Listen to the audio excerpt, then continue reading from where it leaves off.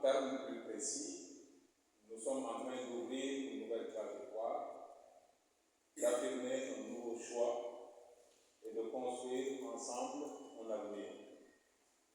Le Sénégal aborde une dynamique de transformation économique majeure, marquée par une croissance significative de son secteur énergétique. Les projections pour 2025 indiquent une production pétrolière estimée à 30 millions de barils et 1,2 million de tonnes de gaz naturel liquéfié. Cette dynamique devrait soutenir une croissance économique projetée à 8,8% après 6,7% en 2024. L'un des principaux objectifs est l'amorçage d'une trajectoire de consolidation budgétaire avec la réduction du déficit budgétaire, qui devrait passer donc de 7,08% du PIB en 2025 à 3% en 2027. Cette réduction s'accompagne d'un engagement renforcé à accroître les investissements dans les secteurs stratégiques, tout en assurant une gestion rigoureuse des ressources publiques. Il s'agit d'un exercice de conciliation entre la consolidation budgétaire, comme je l'ai indiqué, et la poursuite des investissements stratégiques. L'emprunt obligataire que nous lançons aujourd'hui s'inscrit pleinement dans l'exécution de la loi de finances. Celle-ci est dans l'expression chiffrée d'un cap politique, d'un engagement gouvernemental et d'une ambition nationale. Elle incarne la volonté de bâtir un Sénégal plus équitable, plus compétitif et plus souverain. L'objectif stratégique inscrit dans le plan d'action prioritaire 2025-2029, consistant à développer le financement domestique et des financements innovants, sera mis en œuvre par une augmentation soutenue de la part des financements libellés en monnaie locale. De nouveaux financements extérieurs et domestiques à hauteur respectivement de 41% et de 59% à l'horizon 2027. Pour y arriver, nous avons fait le choix de recourir à notre marché régional.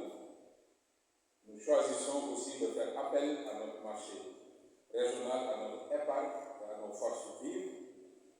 C'est un acte de confiance dans nos capacités, dans nos institutions et dans notre maturité économique.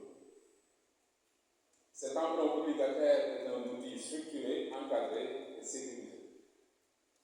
Il permet à chacun, citoyen, entrepreneur, investisseur, membre de la diaspora, de faire fructifier son épargne tout en participant activement à la transformation du pays.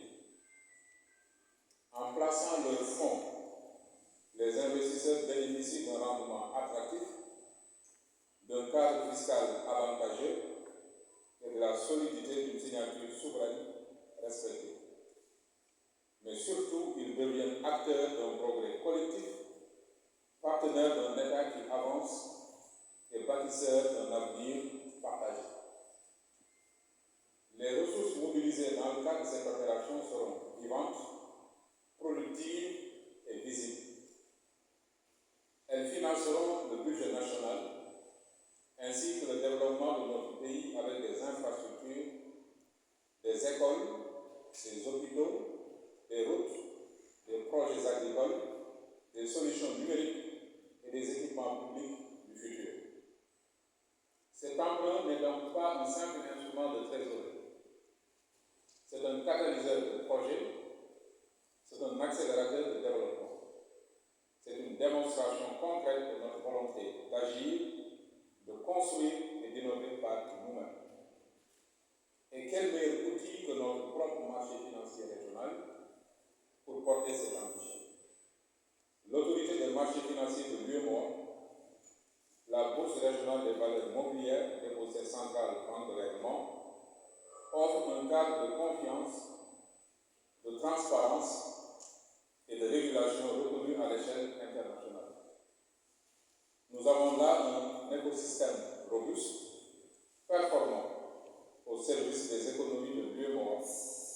Il est temps d'en faire un levier stratégique au cœur de notre politique budgétaire. Mesdames et messieurs, ce lancement marque une étape nouvelle. Il marque la rencontre entre la rigueur budgétaire et la participation citoyenne, entre les objectifs macroéconomiques